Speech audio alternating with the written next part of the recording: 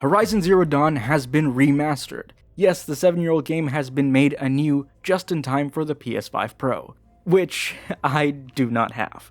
But the footage you're about to see is captured directly off of the base PS5, for both the PS4 version and this remaster. But even with it running on the same console, the difference is stark. So I can only imagine what this looks like running on the PS5 Pro. Now, I understand that Sony's recent output over the last few years has just been remasters and remakes. I mean, that's why a lot of people have been calling this the Remake Station 5 or the Remaster Station 5. And if you've been following me for any length of time, you would know that I'm actually a huge defender of remakes and remasters. I think that they are oftentimes worth it. But in the case of PlayStation and a lot of their remasters recently, while I still think that a lot of them are pretty good, just like this game, I don't think they needed it. Of course, they all benefit from a boost in some way, but did they really need it?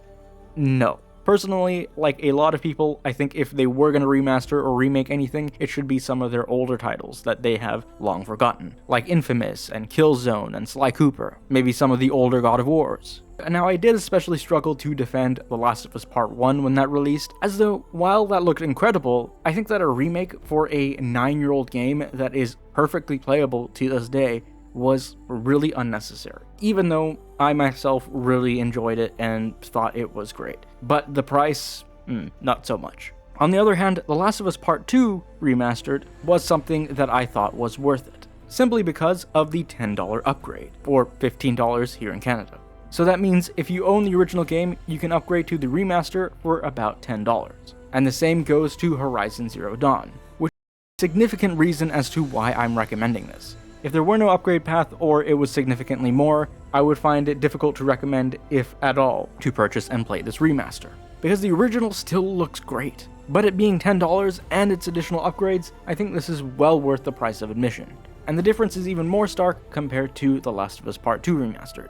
The Last of Us Part 2 Remastered I only recommend because that also offers a couple additional game modes, like the no return challenges, and the ability to free play with guitar. Some folks call this thing here a guitar. But Horizon Zero Dawn Remastered offers not only a visual overhaul, but significant changes that really benefit from this remaster. This remaster was rebuilt still in the Decima engine, but this time using Forbidden West assets. So everything from the environment to the characters will make this a seamless transition if you are planning to play this back-to-back with Forbidden West. And perhaps one of the biggest changes that benefits from this upgrade is the facial animations.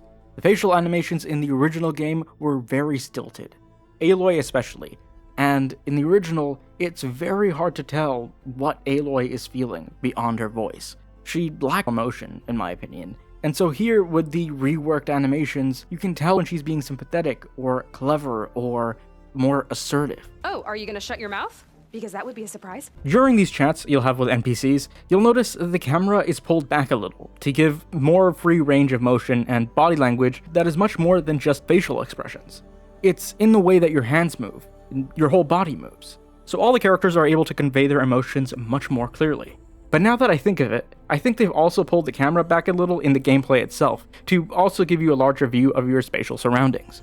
But one thing I did notice in regards to these NPC conversations is that it actually kind of highlights something that I didn't notice as much in the original game. It's the awkward cuts between the characters when they're talking. It's at times really quite jarring. Not so much that it will completely take you out of the experience, but it is kind of more noticeable. And it's in these types of scenes where there is some pop-in.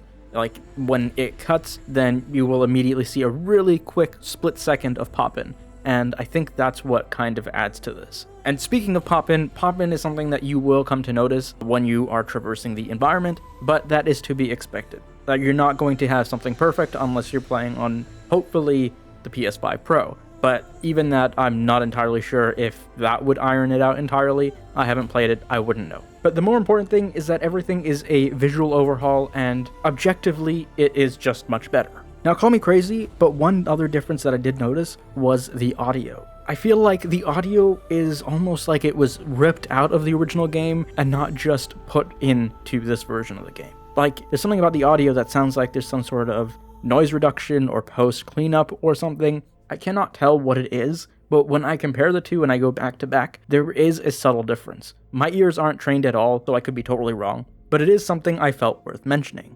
And of course, this wouldn't really be a PS5 version if it didn't also include some DualSense features. Now, I kind of wish that it also included the feeling of rain whenever it did pour, just like how games like Returnal, you can actually feel every raindrop, and I believe in Forbidden West as well, but the pull of the triggers when you're aiming and firing your bow feels so much better. And of course, to top this off, which is arguably, for some people, even more so important than a lot of other things, are the graphical settings. So of course, like most games on PS5, you have the option to choose from performance and fidelity, or in this case, favor performance or favor resolution. Now, I'm not entirely sure if the original version also has this, as it seems to be a setting there, but it lists it as unavailable, so I'm not really sure what that's about. If someone in the comments can remind me, please let me know down below. But yeah, there's still a massive difference between the two. Now, what I don't understand is when people look at a side-by-side comparison and they claim that the original looks better. And objectively, that just isn't true. I think part of the reason why people seem to think this is, one, you're often looking at an image in 1080p with YouTube's compression, so that doesn't do it any favors. And I think a large part of it is because people often confuse darker lighting for better looking. And I cannot stress this enough, because darker lighting does not always equal better looking. In some cases it is, if that is the entire purpose and the tone that they're trying to convey. But in a case like Horizon Zero Dawn, where it's a straight-up action RPG, while they somewhat can seem a little bit cinematic at first glance, the only reason it looks like that is because it was a technical limitation of the time.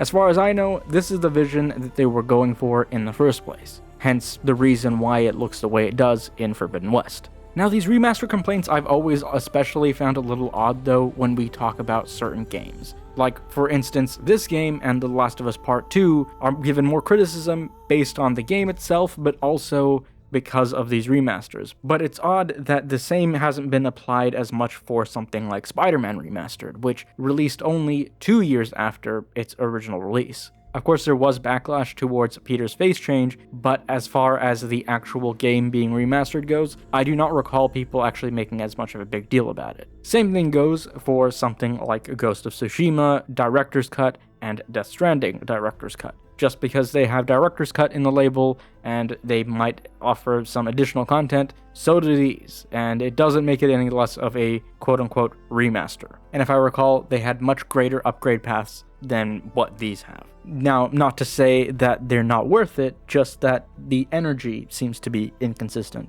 And to top this all off, the game actually loads faster as well. Not by much, mind you, when you're comparing the two versions running on the base PS5, but still, there is a little bit of a gap. Now, I can only imagine what that gap looks like when we're looking at a PS4 Pro, or better yet, a base PS4 against a PS5 Pro. But of course, given the price that those consoles are, that is a much greater significant difference, and not easily justifiable. But on the same console you probably have, it's still really impressive. But anyway, this was a much shorter, unscripted review of this game, as I was only really looking at some of the comparisons rather than where I try to deconstruct the game itself to tell you whether or not it's worth it. This is more of a comparison between the two versions. But let me know if you guys are playing this already. Are you enjoying it? And are you like me, forgetting that you can't actually use your Sunwing to glide? I hate to admit that I've died far too many times from forgetting that. But anyway, let me know what your experiences are, whether you're revisiting this or playing this for the very first time. I would love to hear all about it. But until next time, I'll see you guys soon.